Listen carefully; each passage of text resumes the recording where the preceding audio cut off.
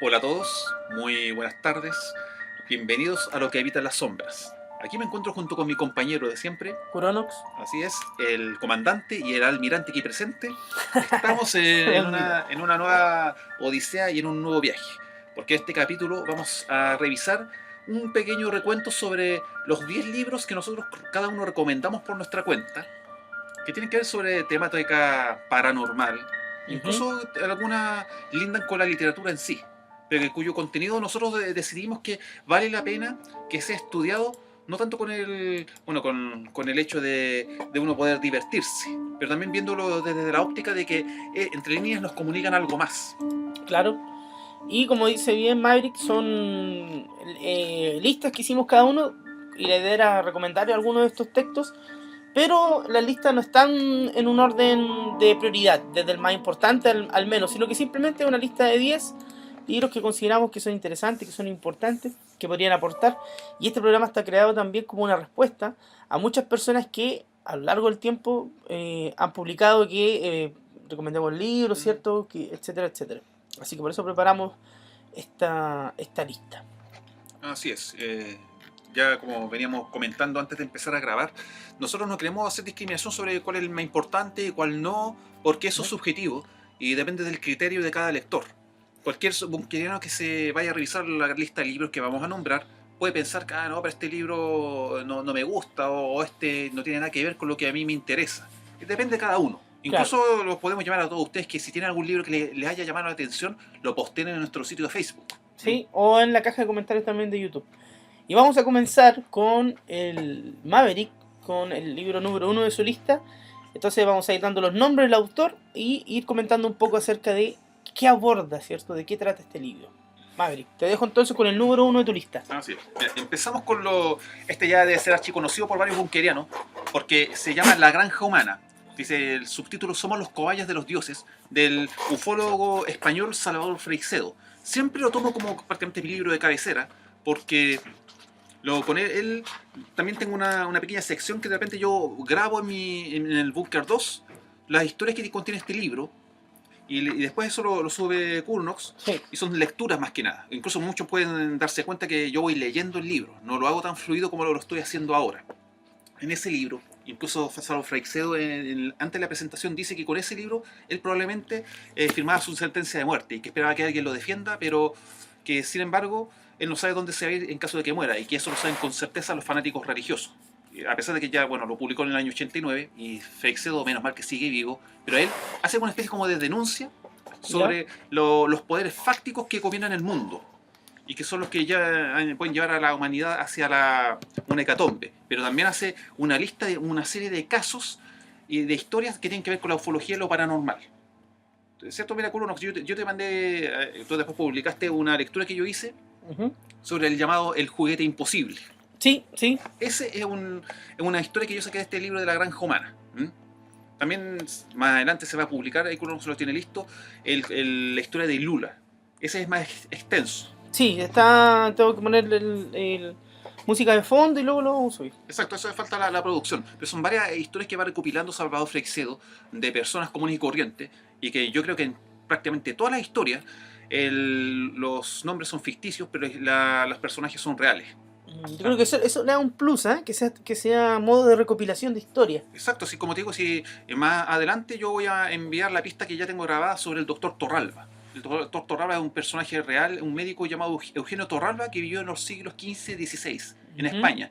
Y él había trabado amistad con un ser, que un ser que cumplía con muchas características especiales, que se sabía que no eran de este mundo. Pero ¿Ya? ahí, tú cuando lo envíes, vas a saber de lo que estoy hablando. Sí. ¿Mm?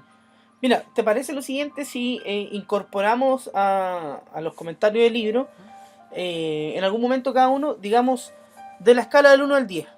¿Qué número le darías siendo el 1 lo más fácil de conseguir y siendo el 10 lo más difícil de conseguir? Sí. Este libro que tú acabas de recomendar, La Granja Humana, de Salvador Freixedo, de la escala del 1 al 10 en dificultad de conseguir, de adquirir, ¿qué número le darías tú? Mira, de la dificultad de conseguir de ir a una librería o libro usado, ¿Ya? yo diría que una dificultad de, bueno, mientras más alto, más dificultad. Ujú. Yo diría que está entre 7 y 8, Ya, o sea, por no tiene un decir grado de 9. dificultad alto.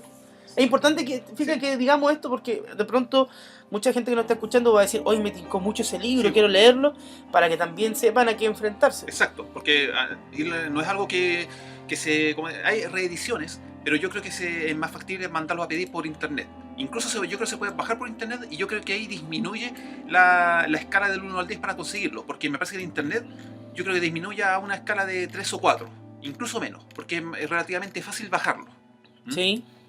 Y yo lo divido en eso. ¿Cómo lo puedes conseguir? De mano, o sea, de irlo a comprar a una librería o un libro usado, ahí es altísimo.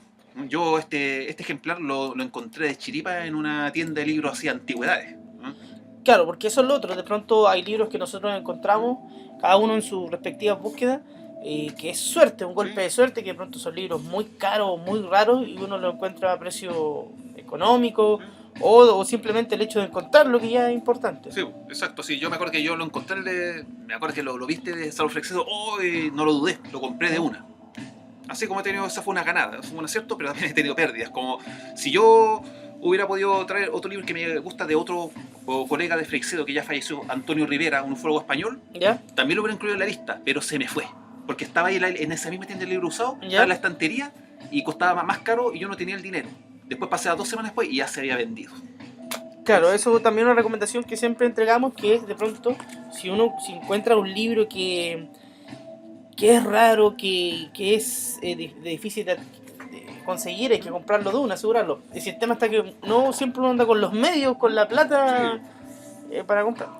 ¿Algo más que aportar entonces o pasamos al siguiente libro? No, pasemos al siguiente libro. La idea es esa, que ustedes ojalá lo bajen de internet y vean. Incluso recopilación de historia del nazismo, de Hitler, también de ciertos pueblos contactos como Israel. También muestra como de los casos de los reales y también reflexiones y crónicas acerca de quiénes son los verdaderos dueños de este mundo.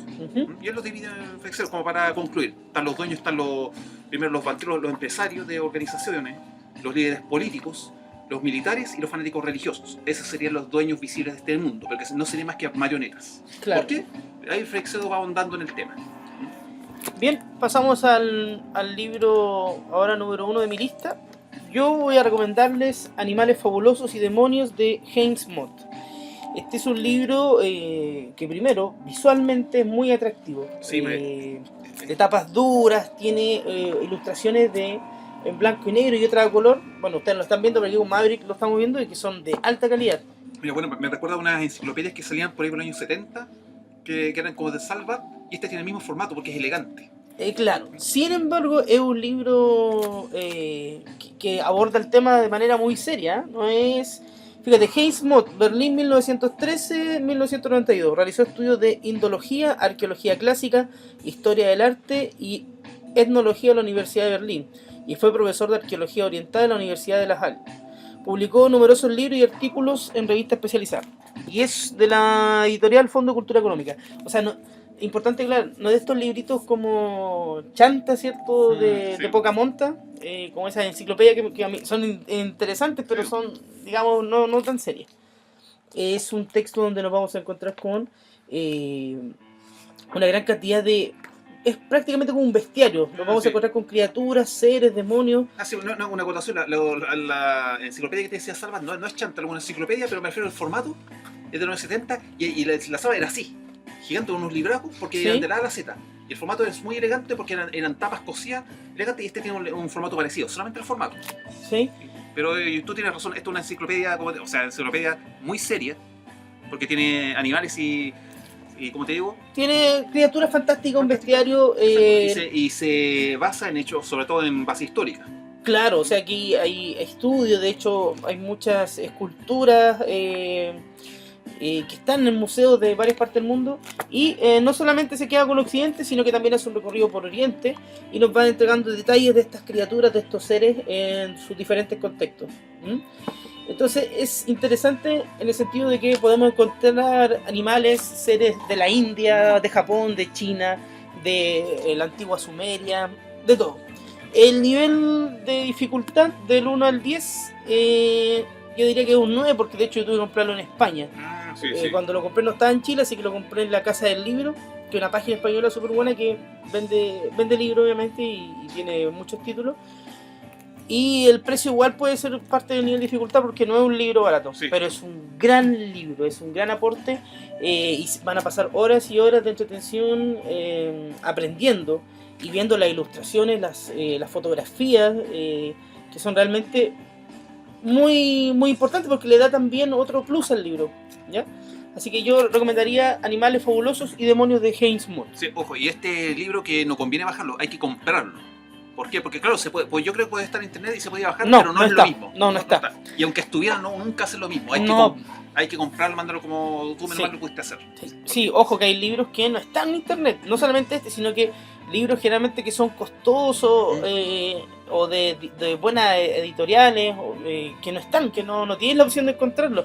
No es como buscar Harry Potter que te va a encontrar 25.000 PDF Sí. ya, o no sé, pues Isabel Allende. Hay libros que no vas a encontrar los PDF, así de simple. Pasamos entonces ahora al número 2 de la lista de Maverick. Así, estamos ahora. El segundo es un libro que para mí también fue, esto que es un poco como casi privilegiado por tenerlo, es Águilas de Fuego de Jorge Amfrus. ¿Ya?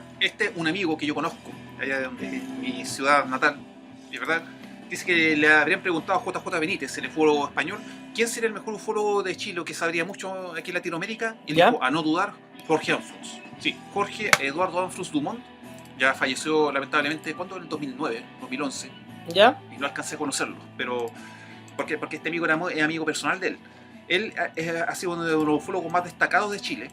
¿Ya? Y también Águilas de Fuego, dicen que es uno de los libros donde él se juega a fondo sobre no solamente la parte de los ovnis, sino también sobre la teoría del famoso nuevo orden mundial. Incluso cuando yo lo leí me llamó la atención que él hace una especie como de ensayo sobre algunas historias de la antigüedad, sobre ovnis de la antigüedad e incluso de la teoría de la tierra hueca de Shambhala, algo que se relaciona con eso.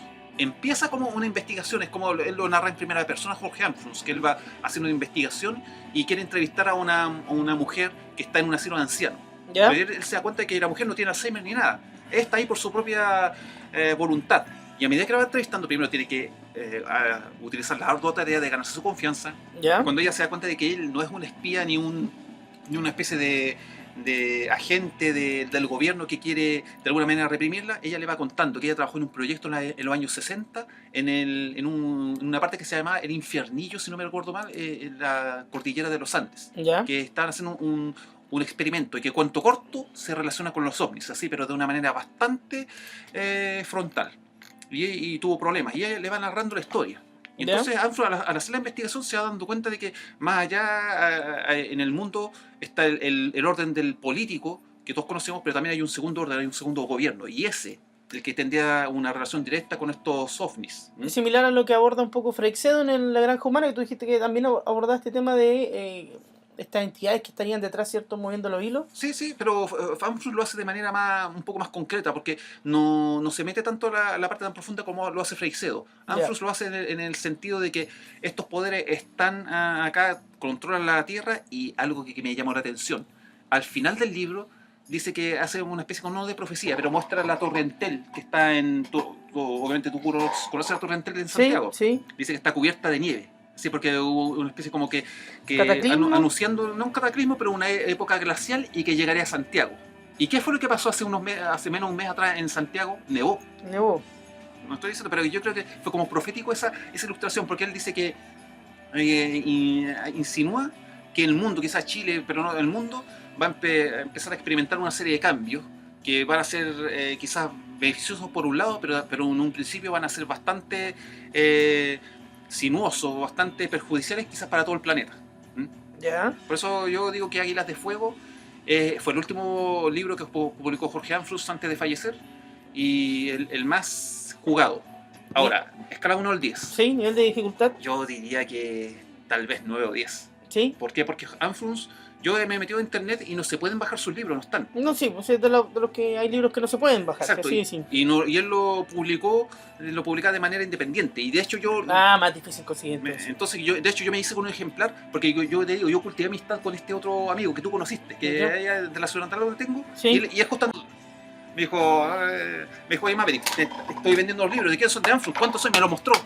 Yo no lo pude comprar de inmediato, así que Yo le dije, acuérdame uno, oye, compadre, y tuve que juntar la plata y después lo compré. Y ahora recién me pude dar cuenta ¿Ya? de lo que tengo. ¿Mm? Porque Una joya, es una joya bastante. una joya. Así es, como te digo. Así que 9, 10. Pero aún así yo creo que yo los animo a todos ustedes bunkerianos que si van a librerías de viejo o incluso librerías que están escondidas por ahí en las periferias de Santiago ahí, ¿Sí? jueguense por O en la encontrar. región donde vivan también. Si ustedes encuentran un libro de Jorge Ambrose, no tengan la menor duda de comprarlo. Y si pueden, envíenlos para el búnker. ¿Sí? La recomendación. Ya, entonces ahí tenemos otra recomendación de Maverick. Vamos con otro libro. Ahora me toca a mí. Vamos con Mitos de Chile, Enciclopedia de Seres, Apariciones y Encantos de la gran Sonia Montesino. En este libro, que es un libraco que ya lo había recomendado anteriormente, nos vamos a encontrar con lo que todo lector, a ver, es casi como una suma teológica de todo de la montaña de criaturas y cosas raras que tenemos en nuestro país. O sea, Sonia Montesino hace un recorrido por todas las regiones, por distintas épocas. Nos vamos a encontrar con criaturas de los Selman, criaturas mapuches, con conceptos relacionados con las raíces más profundas de nuestra tierra, desde pasando por ciertas criaturas que abundan en el campo chileno, llegando a las minas en el norte, haciendo una gran parada en Chiloé con todo su bestiario y todas sus criaturas. Es decir, es un libro pero que realmente es inacabable. Nunca te vas a aburrir leyendo a Sonia Montesino, ¿ya? Y va aclarando conceptos y lo interesante también es que lo hace de una manera muy profesional. Está lleno de referencias literarias, está lleno de referencias históricas, hay también citas, te puede enviar como hipervínculo a otros textos, a otros autores. Un libro serio, yo diría que uno de los libros más importantes junto con Oreste Plat, que fíjate que yo no puse Oreste Plat en mi lista, Sí. pero debería haberlo puesto también porque folclorista chileno de los más importantes que tenemos. Pero yo diría que Sonia Montesino y Oreste Plat, ¿cierto? Son los referentes más importantes en nuestro país en el sentido de rescatar el patrimonio cultural relacionado con el mundo esotérico, paranormal, extraño que tenemos en nuestro país. Y eso, o sea, no, a ver, es cosa de abrir el libro y ver algunos ejemplos. O sea, a nivel nacional estaría Oreste Plat y Sonia Montesino. Esos Sí. son los grandes recopiladores de los mitos de Chile. Claro, Ah. claro, los más importantes. Mira, aquí estoy en la CH. ¿Has escuchado tú alguna vez del Chacatuindes? No, es el... Los aymaras de Tignamar, en las cercanías de Arica, llaman de ese modo a uno de los duendes cuyo origen reside en los infantes abandonados. Los Chacatuindes se presentan bajo aspecto de niños traviesos, de pelo largo, vestidos de harapos descalzos y que emiten sonidos ininteligibles. Asombran a los viajeros mutando su estatura. Si los Chacatuindes preguntan con qué mano quiere el caminante ser azotado, hay que tener en cuenta que hará siempre lo contrario de la respuesta que se le dé. Ya, por ejemplo, hay una criatura extraña. Bueno, el chubiño. A ver, vamos con otro. Nombres bien extravagantes, pero que sin embargo forman parte de la cultura ahí de estudiada ahí. Sí, y bueno, obviamente que hay algunos conceptos que le dedica una mayor extensión el desarrollo del texto, por ejemplo, con duende. Porque aquí el concepto de duende en Chile habría que abordarlo desde, no sé, por el duende del norte, el duende del sur, el duende de las selvas de Valdivia, el duende de los bosques de Chiloé, etc. Sí, pues, Flechero. Este concepto parece, fíjate que lo tomaron estos señores de los juicios de Brujo Sí, Chiloé ahí y está. ellos citan a Sonia Montesino. Es el mal tirado que los brujos lanzan a distancia. En Chiloé y entre los mapuches se piensan que las fuerzas del mal, o huecufes, manipuladas por los brujos, toman la forma de una flecha invisible que da irrevocablemente en el blanco. La Fiura, Huyaguagua. ¿Has escuchado alguna vez de la Huyaguagua? no, eso que también es de origen aymara, ¿o no? Sí, los aymaras designan así a un niño que ha nacido mientras está lloviendo y se cree que tiene un vínculo especial con los aguaceros. Así, por ejemplo, cuando hay un temporal, se lo avienta para que cese. El niño, sin embargo, no debe soplar pues atraería más lluvia. Y así estamos hablando, es un libro que tiene ¿cuánto? 900. Casi 2000 páginas, No, creo. no, no, no, no, no, no, no, no. Que tiene casi 800 páginas. Ah, ya. Y que la edición es muy bonita, además, esta edición de Catalonia. Sí, bastante grueso, es buena, buena calidad. Sí, yo diría que para alguien que le interesa el folclore, perdón, nacional, la mitología, es indispensable este libro en su biblioteca. Sí. Nivel de dificultad, yo diría que un 4, porque de encontrarlo fácil. Sí. El precio, el valor, Sí, no, esa es otra cosa. eso no lo mido yo en la escala, porque, bueno, todos hacemos inversiones, gastamos más dinero, menos dinero en distintas cosas que nos gustan.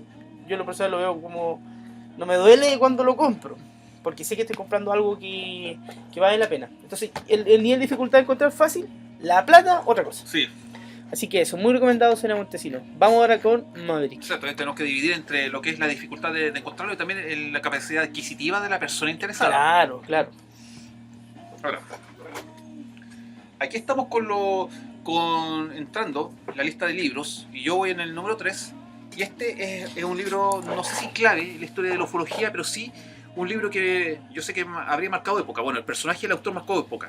Donald Keyhoe fue un militar estadounidense, quizás de los primeros, si no el primero, en escribir sobre la temática OVNI.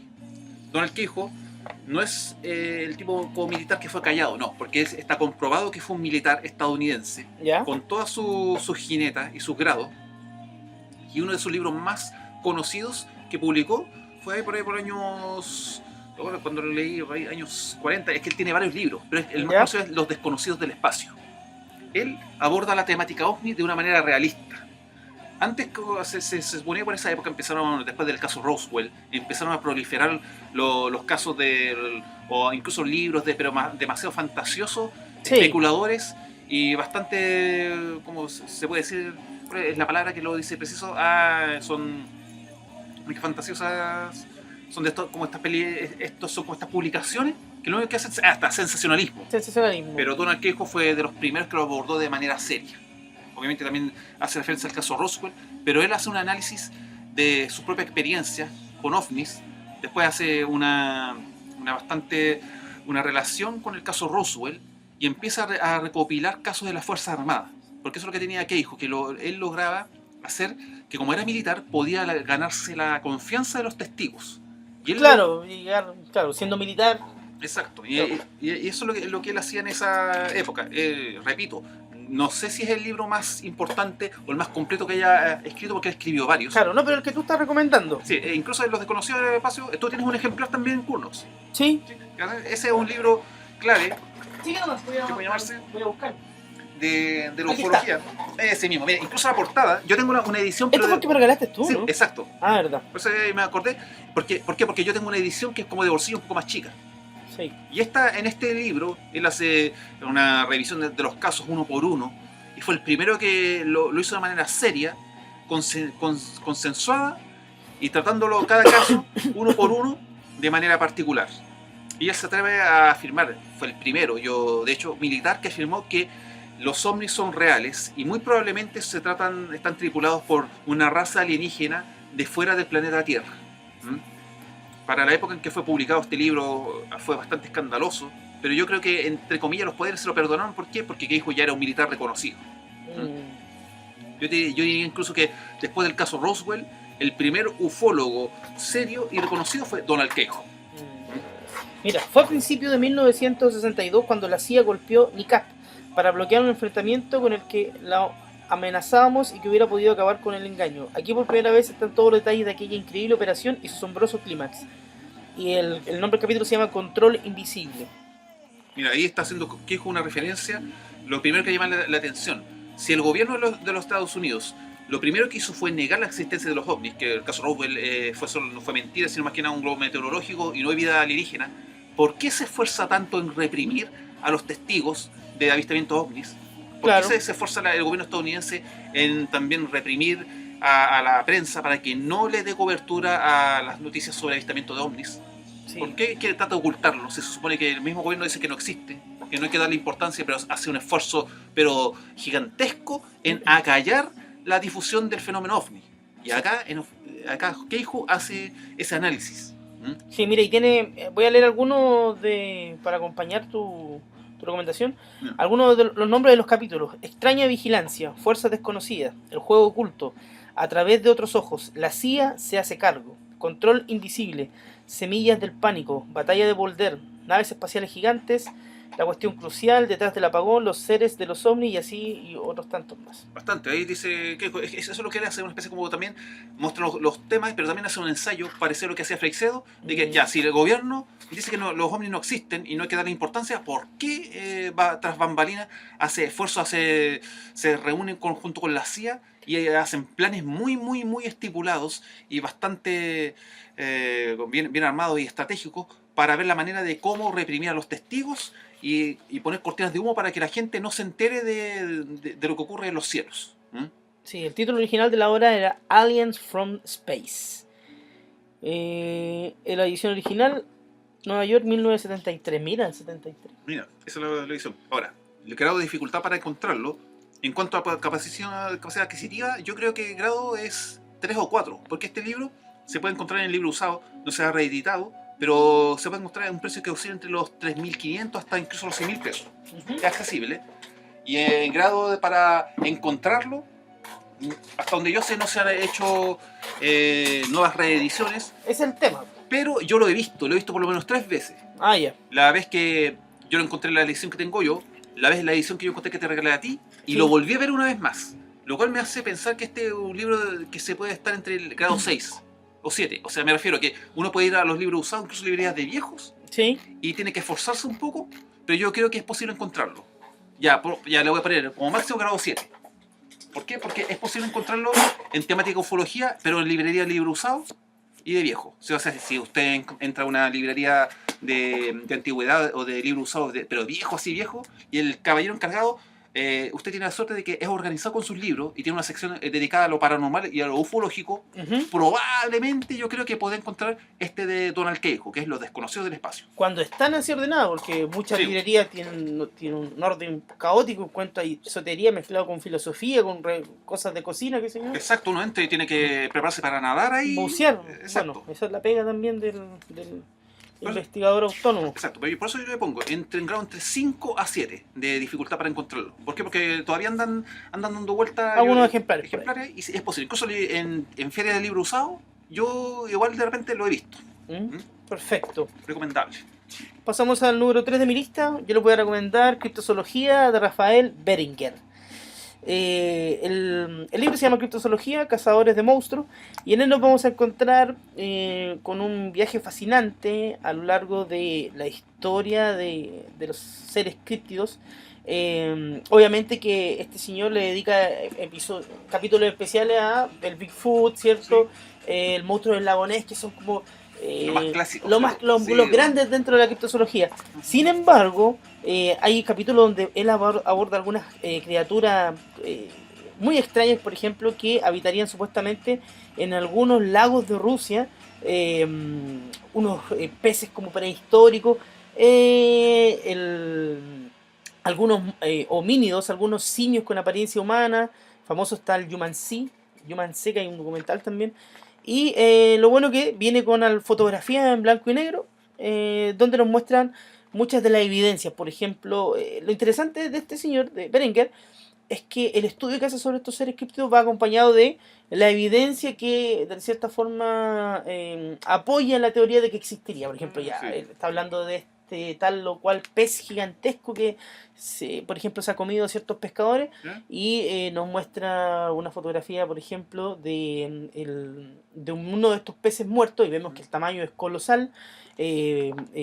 Los moldes de huellas que sacan también los típicos de pie grande, aquí de otros animales, y va citando muchos otros autores que han investigado estas criaturas, ¿ya? O sea, es un libro entretenido, tiene 450 páginas y sobre todo nos habla de muchos críptidos que son más bien desconocidos, porque nosotros estamos acostumbrados al pie grande, ¿cierto? Al monstruo del lago Ness, al Yumansi, entre otras cosas. Sí, porque tú estás diciendo lo bueno de este autor es que amplía la galería de seres que uno conoce.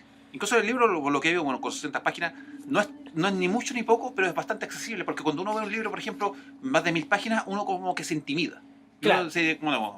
Como la gente trabaja, por lo tanto no hay mucho tiempo para leer, pero por lo menos en vacaciones, ponte tú en 2 semanas de vacaciones, es muy posible leer con mucha atención este libro que tú estás recomendando. Y es bastante interesante, porque este libro te atrapa, es criptozoología. Claro, bueno, el otro, por ejemplo, nos habla de variaciones de un mismo ser. Sí. ¿Ustedes sabían que en Rusia también tiene su propio monstruo del lago Ness?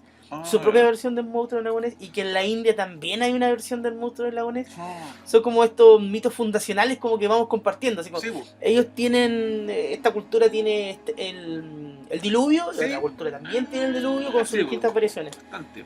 Sí, yo también he escuchado. Así que recomendado, vamos a leer sobre serpientes marinas, Sí, sobre el kraken, sobre algunos... y él también, fíjate, algo, lo último, él hace la diferencia entre animales extraños que se han visto o de los cuales hay evidencia, pero muy poca, y lo que es verdaderamente un críptido. Ya, por ejemplo, el okapi es un animal extraño, pero que existió, ¿te fijas? Y así va haciendo la diferencia entre los animales que son extraños, que han habido poco avistamiento, pero que se sabe que existen, y otros que ya lo que realmente es un ser críptido. De hecho, él recuerda esta historia cuando en cierta época, en cierta época de la historia, estos exploradores, ¿cierto?, andaban buscando estas criaturas extrañas y de pronto armaban, a propósito, tomaban partes de un mono, le ponían una cola, armaban sus propios seres críptidos. Sí, exacto, y después los querían vender ahí. O presentarlo a los demás, a la comunidad científica. De hecho, fue todo hay una historia bien curiosa cuando se presentó al ornitorrinco, por ejemplo. Se creía que lo habían hecho también, que lo habían confeccionado así como con parte, como que era mula. Exacto, incluso hubo científicos que trataron de arrancarle el pico y las patas para empezar a y después se dieron cuenta, chuta, este animal es real. Exacto. Nivel de dificultad, mire, yo no sé si habrá llegado a las librerías chilenas, porque también lo compré en España porque no estaba acá en Chile. Así que es que es un libro nuevo, yo no creo que sea difícil de conseguir. En Chile, tal vez.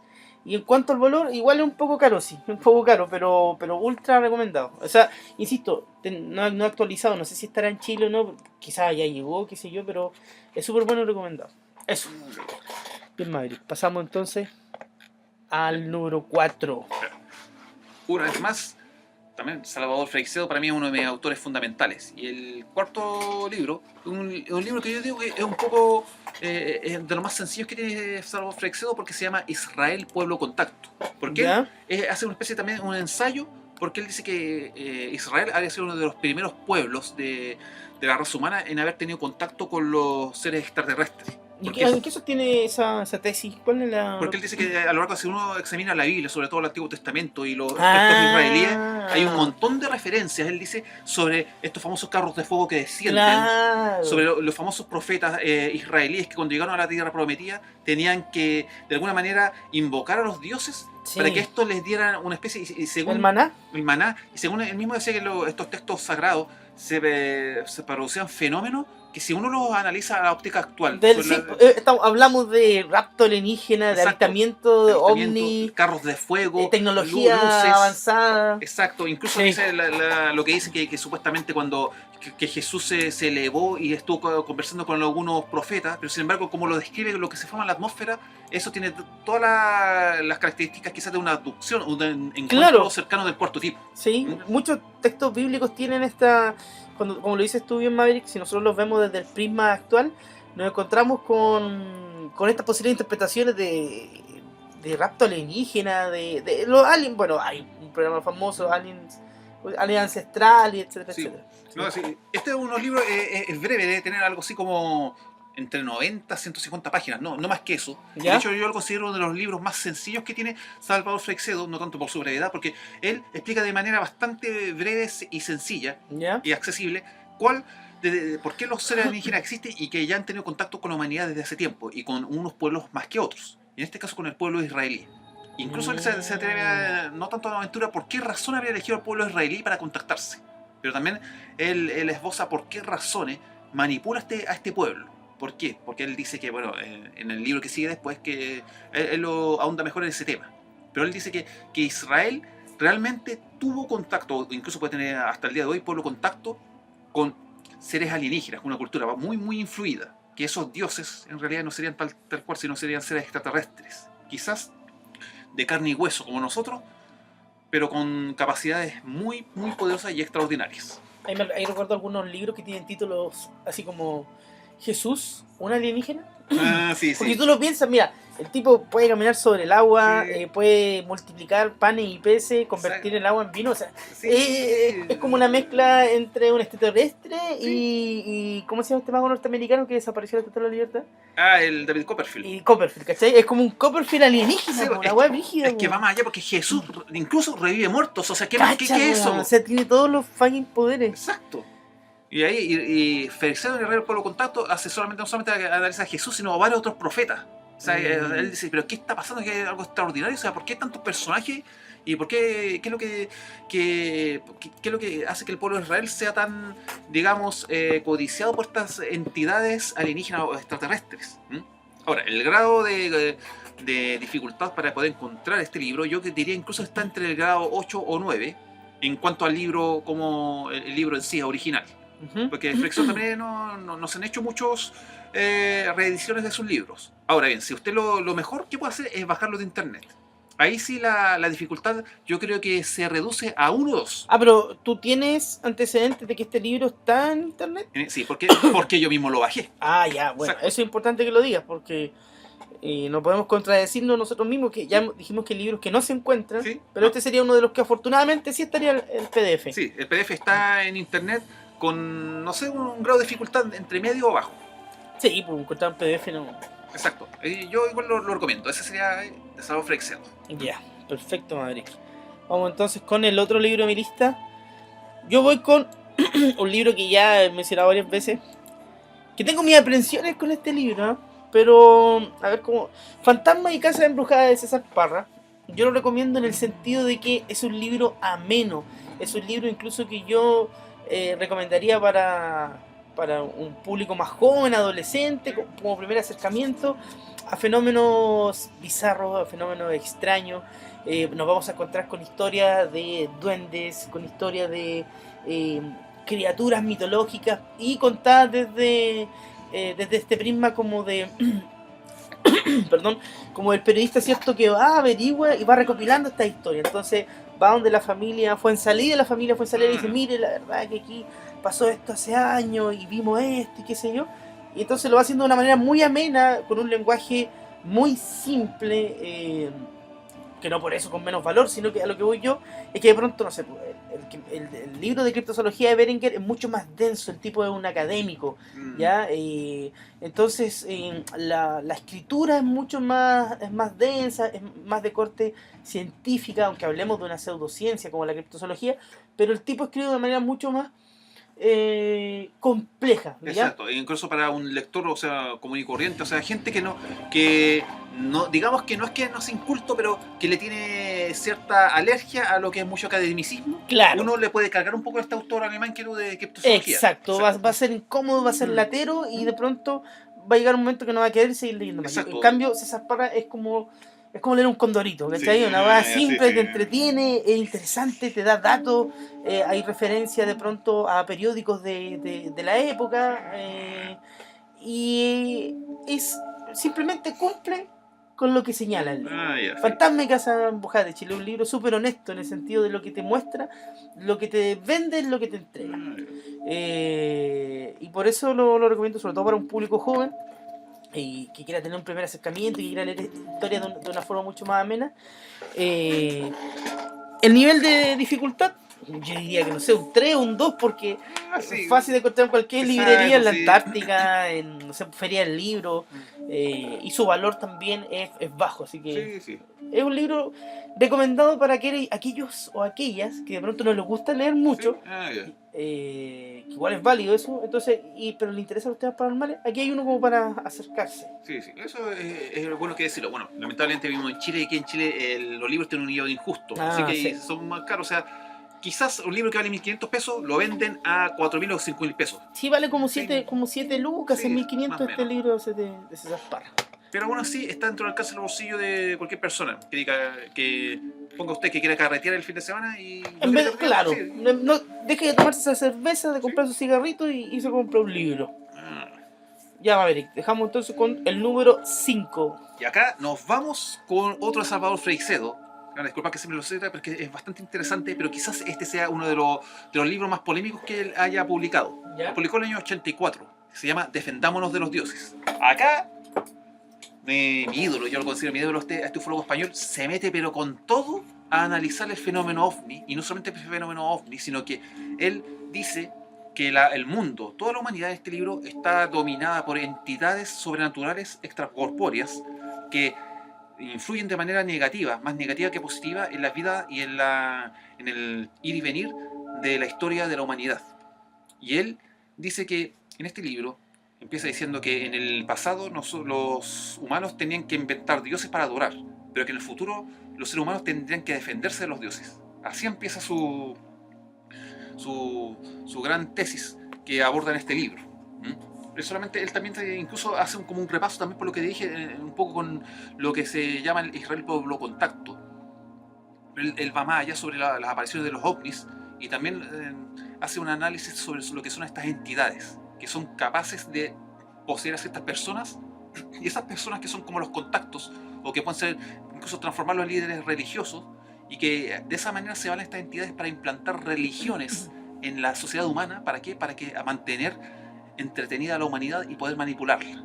¿Por qué? Porque según Salvador Freixedo en este libro, ¿Ya? esas son las religiones, un método de control mental de entidades extraterrestres diseñado para controlar a la humanidad y manejarla al gusto de estas entidades negativas.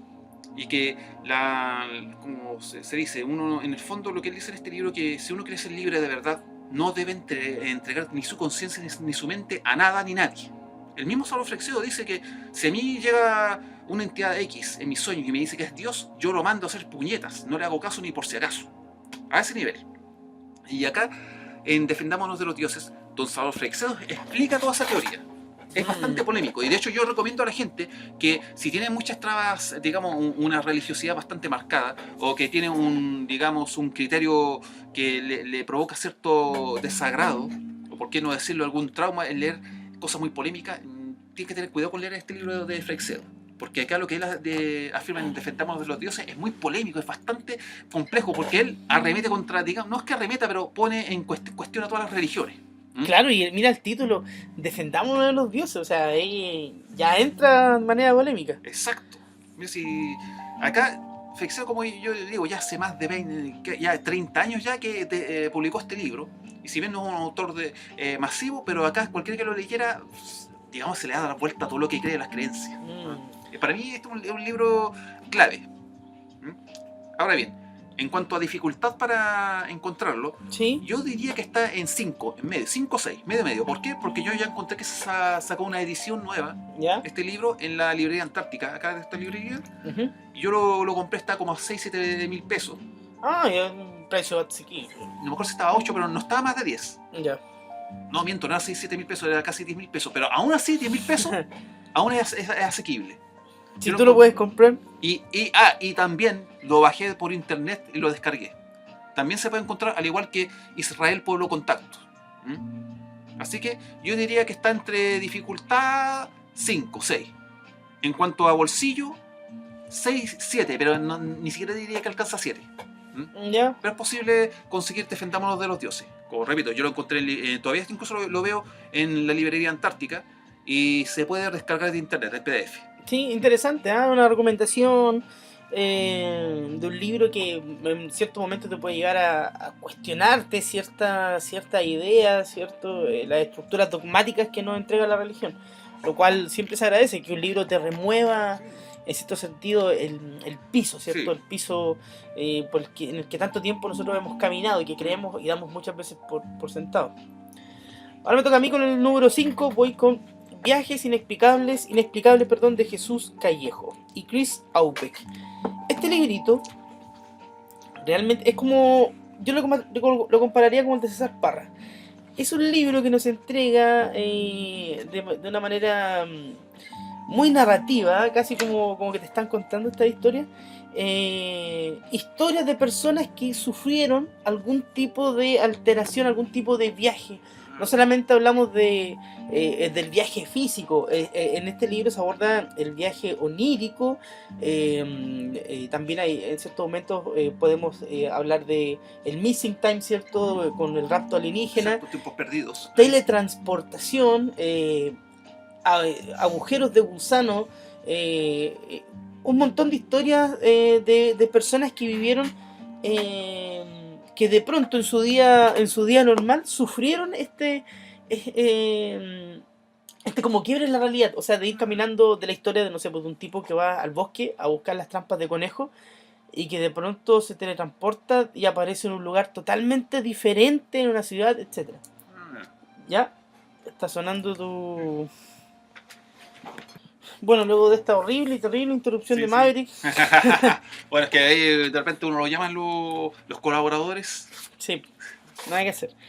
Bueno, estaba hablando entonces de Viaje Inexplicable de Jesús Callejo y Chris Aubeck, un libro que recopila varias historias que nos cuentan, nos relatan estas experiencias de personas, hombres y mujeres, ojo, en distintas épocas, en distintos contextos, y citando material literario, o sea, crónicas de la época, noticias en periódicos, escritores que investigaban los casos, o sea, hablan de casos que están bastante documentados, lo cual le da un peso al libro.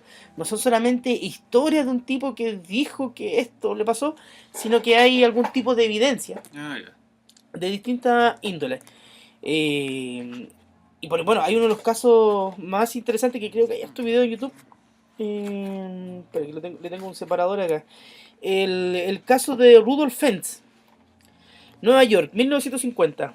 Una calle. En un caluroso día de junio, a las 11:30 de la noche, entre la muchedumbre llama la atención un hombre que va vestido como si saliese de una fiesta de disfraces, con ropa elegante pero anticuada. Camina con ansiedad, mirándolo todo con temor. Al parecer, no conoce las normas de circulación para cruzar la calle, porque la cruza corriendo y es atropellado por un coche, cerca de Times Square. Muere casi al instante. Llega al hospital y comprueba que no solo su vestimenta parece provenir de otro tiempo. Al registrar en los bolsillos, encuentran unas tarjetas de visita que lo identifican como Rudolf Fentz. Sigue buscando y encuentran billetes antiguos y una carta con un matasellos de 1876. Tras una serie de comprobaciones y conversaciones con miembros de la familia Fentz, el inspector Hubert B. Rim del Departamento de Personas Desaparecidas efectúa la pertinente investigación y da con la viuda de Rudolf Fentz, hijo. Finalmente concluye que el hombre atropellado es su padre, desaparecido en 1876, tras salir de su casa una noche a fumar un cigarro. Por ahí va contando la historia. Imagínate, está hablando de un tipo que viajó en el tiempo, ¿te fijas? Y está los informes policiales de este detective que lo investigó el caso, etcétera.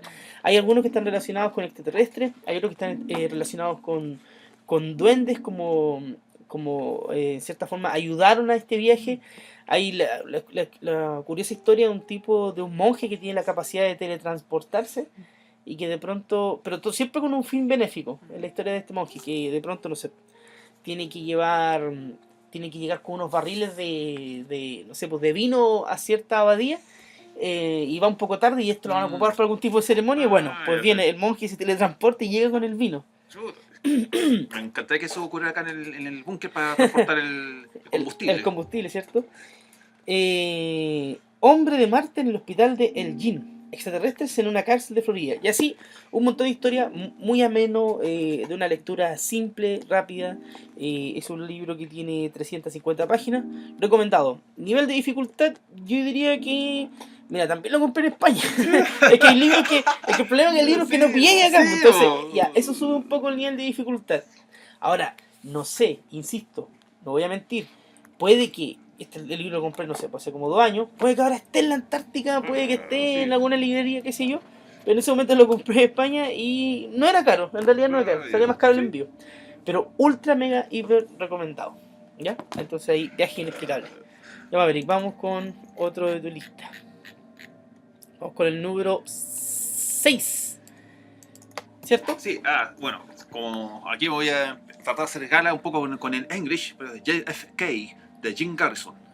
Muy probablemente si algunos ubican la película que Oliver Stone estrenó por allá en los años 93 o 95, en los años 90, del mismo título, llamada JFK, protagonizada por este actor taquillero, que es Taquillero. Kevin...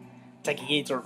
Sí, ¿cómo se llama este autor que hizo? ¿Bacon? ¿Ah? No, no es Bacon. El que ubica la película Danza con Lobos. Sí, pero del año del... Ya, pues el año fines de los 80, ese ya, el que protagonizó la película. Ya, pero bueno, del actor. Sí, pues el actor no es Kevin Bacon, se llama Kevin también, pero no. Bueno, pero ya, pues dale. Claro, este libro trata, es por el autor Jim Garrison, del fiscal que llevó a cabo la investigación del asesinato del presidente de los Estados Unidos, Ujú. asesinado en el año 63. Y esta es una muy buena introducción para que uno se dé cuenta de que Lee Harvey Oswald, quien universalmente se lo ha culpado como el Sí. único autor del asesinato de JF Kennedy, acá él demuestra que en realidad él no actuó solo y que incluso este Lee Harvey Oswald ni siquiera fue el culpable, sino que hay toda una maraña, una conspiración donde está involucrada la CIA, Sí. el FBI, Hasta la MK Ultra NSA, hablan por ahí. MK Ultra, y según lo que dice Jim Garrison, estamos hablando solamente de los entes visibles, porque detrás de eso había toda una operación que tiene que ver con lo estratégico, lo táctico y lo operativo que hicieron posible matar a John Kennedy, y que están incluso hay unos poderes fácticos de tipo empresarial, organizacional y de gobierno. Él no pudo desentrañar más allá de este nivel operativo lo que fue el asesinato de JF Kennedy, pero sí él logra jugársela por demostrar que la teoría de que fue un golpe de estado encubierto de tipo fascista. ¿Por qué? Porque JF Kennedy atentaba contra los intereses de estas corporaciones a nivel mundial, y Kennedy quería defender no tanto al pueblo, pero que él quería hacer las cosas bien. Pero no es que Kennedy fuera un revolucionario ni un comunista, nada de eso, sino que Kennedy quería que el pueblo norteamericano tuviera justicia y que el desarrollo de no sé si de la humanidad, pero Kennedy quería que tenía un fin noble. Pero estas otras corporaciones nacionales, que incluso está involucrada la mafia, le convenía que a Kennedy muriera. ¿Por qué? Porque las medidas que quería tomar John F. Kennedy iban en contra de sus intereses. Empezando porque Kennedy quería que la Reserva Federal no siguiera produciendo el dinero por el cual los dólares, la moneda divisa, por la cual se movía el sistema económico estadounidense. Uno podía pensar que, si el presidente de Estados Unidos, incluso de cualquier otro país de la región, quiere dinero, simplemente le pide a la casa de moneda, imprime varios millones de pesos o de dólares, y yo lo necesito. Pero no, en la realidad es que si el gobierno estadounidense quiere dinero, tiene que llamar a la Reserva Federal y pagarle para que la Reserva Federal imprimiera ese dinero. Entonces lo que quería John Kennedy era quitarle ese poder a la Reserva Federal para que Estados Unidos imprimiera, o sea, el gobierno crear otra oficina, otra corporación que imprimiera el dinero gratis, que es como lo que debería hacer. Oye, una pregunta. Esto es bastante complejo lo que estoy hablando en ese aspecto. ¿Qué dirías tú que hace particular este libro de todos los libros que abordan el tema de la conspiración de JFK? No, este libro simplemente, lo que yo puedo decir es como la mejor introducción. Ya, un libro introductorio entonces para acercarse al tema. Sí, exacto, porque mira, literatura sobre la muerte de John F. Kennedy. No sé, por eso te digo yo. Por eso digo, ¿qué hace característico este libro en comparación con los miles que hay? No es la mejor, como te digo, investigación. ¿Ya? No te va a dar la respuesta absoluta de por qué mataron a Kennedy. Pero sin embargo, como introducción es bastante buena. Porque yo vi en una reseña de un autor argentino, como digo, que es Walter Graciano. ¿Ya? Y eso lo leí, es verdad. Que él dice que los poderes fácticos, que incluso toda la investigación, la famosa comisión Warren, también estuvo manipulada, porque la comisión Warren supuestamente iba a clarificar quién mató a John Kennedy. Sí. Y eso también fue una manipulación para hacerle creer a la opinión pública estadounidense y mundial de que se estaba haciendo una investigación seria. Y que incluso se habría elegido a Jim Garrison, porque saben que Jim Garrison no tenía la capacidad para poder resolver el caso. Pero en el fondo, no es que se anduvieran equivocando. Jim Garrison, en efecto, no logró llegar al fondo acerca de los asesinos de John Kennedy, pero sí logró desbaratar la conspiración a nivel operativo, y él incluso acusó, como sale en la película de Oliver Stone, sobre, él dice esto, John Kennedy lo asesinaron. No fue Lee Harvey Oswald, pero fueron una serie de estamentos de tipo gubernamental, incluso una conspiración a nivel corporativo y de poderes que yo no puedo probar que ellos lo hicieron, pero yo sé que ellos lo hicieron. ¿Por qué? Porque fue un golpe de Estado encubierto. Pero ¿te das cuenta de lo que estoy diciendo, no? Un golpe de Estado encubierto. Como dicen acá en los países latinoamericanos, cuando no les gusta un presidente, ¿qué se hace? Golpe de Estado. Sí. No solamente se mata al presidente o se lo exilia, pero se reprime a la gente, queda la escoba, hay fusilamiento y una dictadura que puede durar varios años. Cuando en Estados Unidos a un presidente, el establishment no le gusta lo que hace el presidente, simplemente mata al presidente y dicen, no, un asesino actuó por sí solo y listo. A rey muerto, rey puesto. Hay eso más civilizado en ese aspecto, ¿eh? Sí, no, y bastante sucio, bastante cosa extraña que tiene toda la historia que rodea la muerte de JFK en todo caso. Exacto. ¿Nivel de dificultad? Mira, nivel de dificultad yo diría que 2 o 3. ¿Por qué? Porque es un libro que fue bestseller. Y yo lo he visto entonces... que se puede... Se publicó en una serie de libros de bestseller, una editorial por ahí en los años 90. Y el libro solo se puede encontrar. 2, 3. Ya le voy a poner un nivel de dificultad 4, ni siquiera llega a 5. Incluso es barato de conseguir. Pero el primer libro que te deja claro... que me queda aquí un poco de caldo. Que eso fue una conspiración. ¿Por qué? Porque si usted ve un libro de historia resumida, es decir, J. Kennedy, presidente de Estados Unidos, tanto, murió en el año 63, asesino Lee Harvey Oswald y se acabó el cuento. Pero aquí Jim Garrison hace una investigación y dice, no, paremos la lecera, acá hubo una conspiración. ¿Cómo? Yo no puedo desentrañarla, porque incluso si yo me meto más a fondo, incluso yo mismo, mi vida podría resultar en peligro. Sí, por lo típico. Pero acá fue un golpe de Estado encubierto para favorecer a poderes con los cuales no es factible meterse. Bien, entonces recomendado el libro. ¿Cuánto nivel? 3, yo diría, nivel de dificultad. Se puede encontrar el libro usado. No ha habido muchas reediciones. Pero ¿cómo es posible? El actor muy conocido que participó en la película, su nombre es Kevin. Incluso en la película de Superman, la última que se supo, él interpreta al padre de Superman, al padre adoptivo. No me gusta esa Superman. Yo me quedo con Christopher Reeve. Sí, ya. Bien, Pasemos ahí. paso al número 6. Aquí voy a hacer una excepción en mi lista. Lo conversamos con Maverick en la reunión de pauta de 2 minutos antes de comenzar a grabar. Los libros que hemos nombrado, tanto Maverick como yo hasta el momento, son libros, ¿cierto? De corte, de carácter de literatura investigativa, ¿cierto? Analítica, etcétera. Pero ahora yo voy a nombrar un texto que en realidad es literatura, ¿ya? Simple y llana literatura. Pero, ojo aquí, basada en hechos reales. Basada en hechos reales. Yo le voy a recomendar Posesión, de Thomas B. Allen. Este libro aborda la verdadera historia que está en la que se inspiró la película del Exorcista. ¿Ya? Y para empezar, el protagonista de la historia real no era una niña, es un niño, un varón. Pero, ¿cierto? Se cambiaron los nombres, la edad, etc. Era un joven que sufrió muchas de las cosas que nosotros vemos en la película. Y fíjense que la película, el guión cinematográfico, está basado en las anotaciones, en el diario de prácticamente de investigación que tuvo uno de los sacerdotes exorcista que estuvo a cargo de este caso, ¿ya? Se tuvo acceso a ese material de una manera no muy legal, de hecho en el libro se cuenta, y a partir de esto se cambia el nombre, se cambia de ciudad, etcétera, se cambia de hecho el género y se termina creando la historia del exorcista, que por eso cuando se habla del exorcista que está basada en hechos reales, bueno, efectivamente está basada en la historia que se aborda en este libro. Los nombres fueron cambiados, pero sí en este libro se dan detalles sobre la familia a la que le ocurrió esto, sobre la ubicación, etcétera. Como literatura es un libro que se lee muy rápido, muy ameno, y tiene todo este ambiente del exorcista, todo este ambiente casi de película de terror.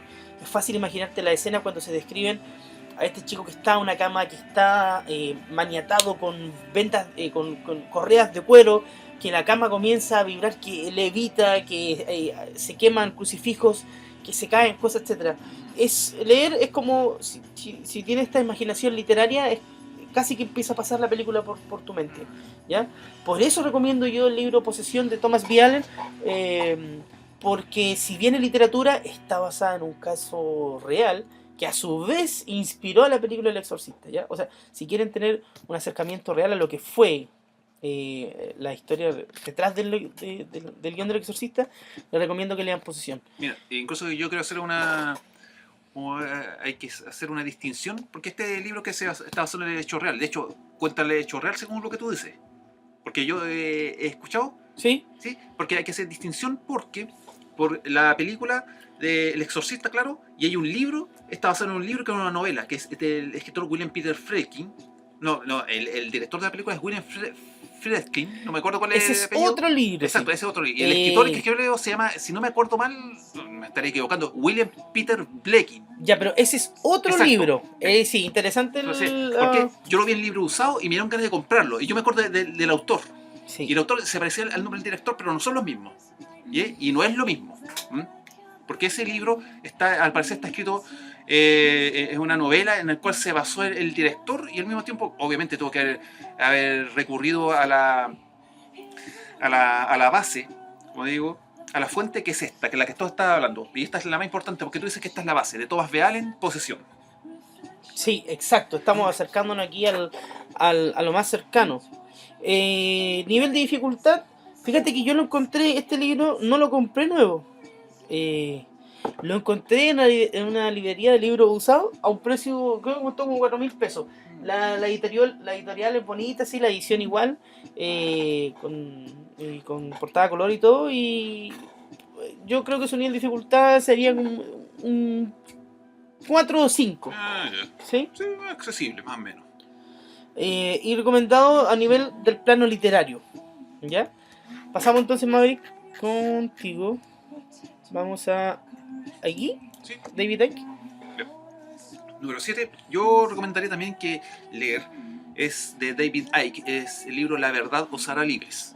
Mira, David Icke es un autor que aborda el tema conspiracionista y también mezcla mucho lo que son las conspiraciones y toda esta, al igual que Freixedo, toda esta de que el mundo estaría dominado por estas presencias extraterrestres, incluso reptilianas, a nivel físico espiritual, pero para poder entender, no es su primer libro, pero para poder entender toda su filosofía, hacia dónde va su historia, uno de los primeros libros que él publicó, me parece por ahí por el año 96, pero sí, es La verdad os hará libres, porque él empieza aquí, en este libro, él da toda su tesis de manera completa y bastante, como puede decirse, de bastante extenso el libro, debe tener por lo menos 600, 700 páginas, pero él lo hace bastante de manera parcelada, a niveles. Primero nivel 1, 2, 3, y él va diciendo, la élite es así, es asá, y es una pirámide. En la base de la pirámide estamos nosotros, más arriba está la sociedad secreta, la masonería, todo, sí. Más arriba están los grados más altos, más arriba están las corporaciones, más arriba está, y en la pirámide está la élite y está esta supernacional élite con este líder.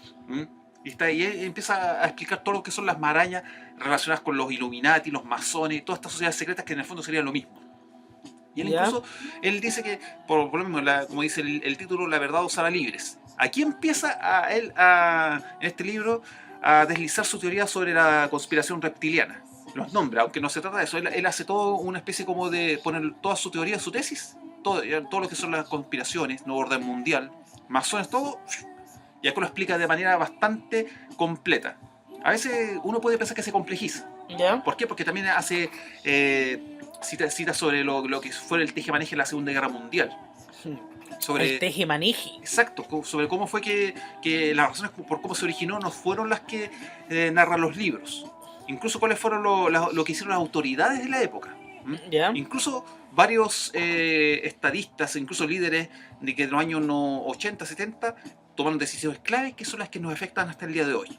Y él incluso hace los nombres no solamente a Winston Churchill, a Lord Carrington, a Reina Isabel de Inglaterra, a los presidentes de los Estados Unidos, los líderes también de Europa, etcétera, etcétera. Yo le digo, si ustedes quieren entender a David Icke, empiecen por lo que es La verdad os hará libres. Por eso yo lo recomiendo.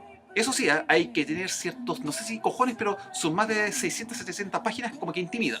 Sí. Así que, pero ustedes tienen, yo les recomiendo, aventúrense.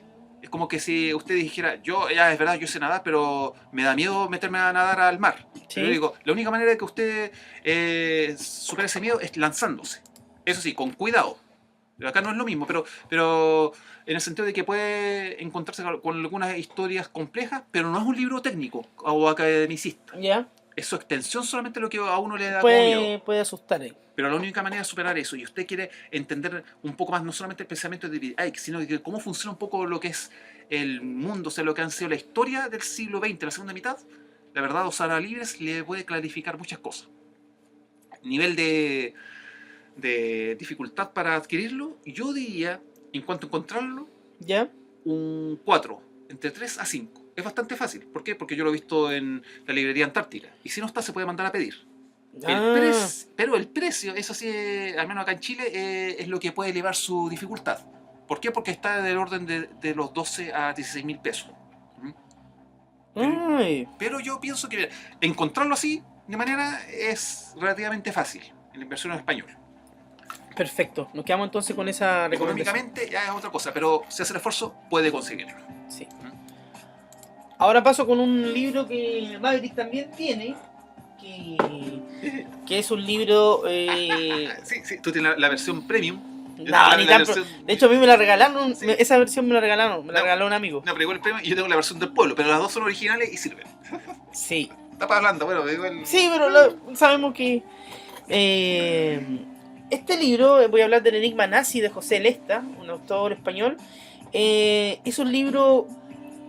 Como por ejemplo Maverick recomendó este libro Acercamiento al caso de JFK.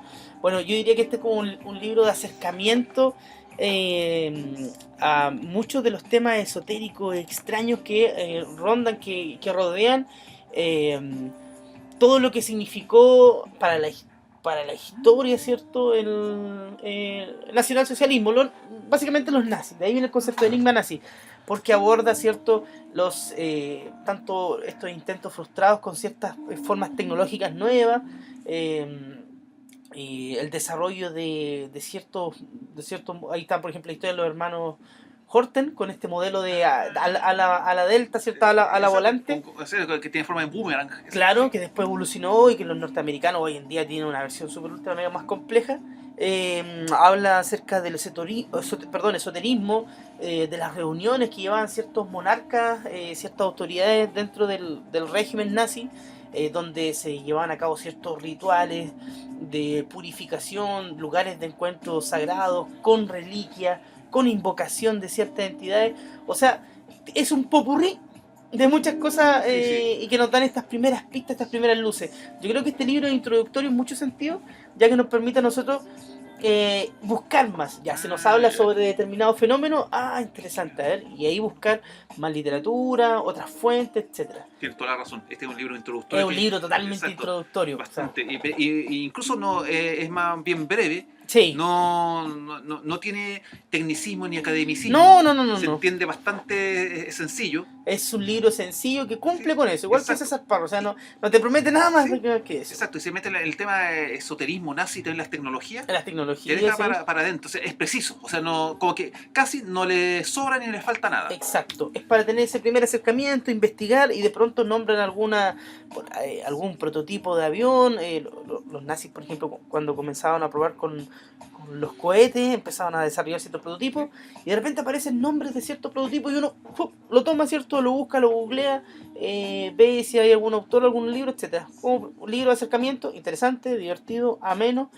Nivel de dificultad básico, yo diría que un 2, un 3, más no, hay varias versiones que lo pueden encontrar.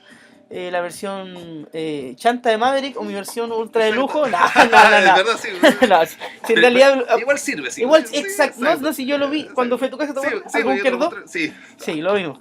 Así que eso, para los que les interesa de pronto el tema del esoterismo nazi y de pronto no puede comprar, porque hay libros muy caros que abordan esto, y de pronto no puede darse el lujo o no tiene los recursos, o tampoco quiere leer algo tan academicista, tan histórico, tan ceñudo. Bueno, aquí tiene una buena opción. Enigma Nazi de José Lesta. Sí. Ya, Maverick, vamos con... Aquí también yo quiero hacer una pequeña distinción antes de seguir. Que unos pueden decir, ¿por qué ustedes están recomendando libros introductorios y por qué no van al callo libros más que súper completos? Bueno, y esto es mi opinión. ¿Por qué? Porque nosotros, estamos dando más que nada el hábito de la lectura también es un arte y también es un placer. Y por lo tanto, cuando uno se tira o se lanza a leer libros, por ejemplo, sin algún tipo de preparación, y esto no lo digo yo, una vez me lo dijo un poeta. Ya. Uno tiene que tener cuidado con abordar ciertos libros que son muy sofisticados o que tienen mucho, como tú dijiste, academicismo. Claro. ¿Por qué? Porque uno o no lo va a entender o se va a ver abrumado por la cantidad de conceptos, términos Claro. o por lo que es la sofisticación de la escritura del autor. Y uno puede quedar o no va a entender nada o puede dejar de leer el libro y achacarse. Y uno después, yo digo como experiencia de lector, uno se arrepiente de haber tirado un libro o haber devuelto un libro sin haberlo terminado de leer. Hay que saber qué batallas luchar. Exacto. Cada autor de estos libros empieza a leer, tiene libros básicos y tiene libros bastante avanzados. Claro. Y si uno empieza a leer por el libro avanzado, puede quedar con un gusto ambiguo, o sea, no lo va a disfrutar. ¿Por qué? Porque uno, cuando apenas sabe manejar una citroneta, uno no puede lanzarse a manejar al tiro un Lamborghini, Claro. un Ferrari o un Porsche. Si uno se mete a manejar un auto demasiado sofisticado, o bueno, es demasiado para uno. No, uno primero tiene que aprender a manejarlo porque no es que, bueno, los autos se manejan en general. Sí, de una manera. se entendió. Sí. Pero son sofisticados y uno tiene que tener la experiencia. Y a lo que yo voy ahora, Ya. al libro es, disculpen que me haya extendido. Ya. 8. El libro de los seres imaginarios de Borges y de otra periodista argentina. ¿No lo vas a leer? ¿Cómo Sí. está ahí? No. Ya. ¿Cómo se llama? Guerrero era la periodista. Bueno, pero el autor es Borges es Borges. importante. Ahí está. Sí, Borges. Nos Mira. quedamos con él. Esto ya es literatura en sí. ¿Por qué? Bueno, por el hecho de que digo Jorge Luis Borges, ya a muchos les llega, pero ¿qué tiene que ver el autor argentino con la temática paranormal? Bueno, sí y no, porque en el libro de los seres imaginarios, él lo que hace Borges es una recopilación de bastantes seres y criaturas que se están relacionadas con la criptozoología. Y con la literatura muchas veces casi un bestiario, ¿ah? De hecho, es un Un bestiario. bestiario. Sí. Pero de seres también, porque estuve viendo el PDF ahí, de seres que son propios de la literatura. O sea, están los seres mitológicos que forman parte del folclore, pero por ejemplo, no sé, Lewis Carroll tiene sus propias criaturas, pero que son creaciones de él. Y bueno, y por lo que vi en el PDF, porque también la... Exacto, me muestra al Fénix, al Golem, al monstruo de mil y tantas cabezas. Muestra también al Kraken. Sí. Hace, pero es recopilación, no son cuentos, pero él va diciendo cuáles son los monstruos. Incluso hace la distinción sobre de qué parte de la mitología. Incluso que él trata de citar algún tipo de fuentes históricas. Supuestamente lo habrían avistado en el mar o en el cielo. Claro. Pterodáctilos. Y hace una descripción bastante completa. Incluso porque usted sabe, un maestro de la narración, Un gran maestro. sabe cómo adornar ese tipo de características cuando, digamos, uno siente que hay un vacío, o sea, ya lo que es histórico se queda corto, entonces Borges lo complementa. Y ojo, y uno sabe que Borges no está inventando, o sea, Borges sabe cómo complementar, como esta especie como de, digamos, especialista en moda o sastre, que sabe cuando a ti un traje te puede quedar bien o mal, y si te queda bien, sabe cómo hacer para que te quede mejor todavía. Eso es lo que hace Jorge Luis Borges ahí. Hace, por ejemplo, que yo dije el monstruo de las mil y tantas cabezas, que está basado en un cuento hindú de un monje que ha sido muy soberbio porque sobrepasó la inteligencia a todos sus otros compañeros. Y cuando sus compañeros se equivocaban o no sabían algo, él los apodaba como cabeza de elefante, cabeza de pájaro. Y en castigo por karma había reencarnado en el monstruo de mil y tantas cabezas. ¿Por qué? Porque así empieza el libro. Unos pescadores en la India habían pescado un ser que de hecho tenía un montón de cabezas, unas deformes y otras tenía cabezas de pájaro, de hipopótamo, de todo, y de repente, y que esta criatura, y de repente aparece un monje, no sé tibetano, pero un sacerdote de la religión de la India, y le dice, tú eres tanto el monje que vivió hace más de 1000 años, y la criatura mira al monje y le dice, sí, yo soy, y la criatura murió.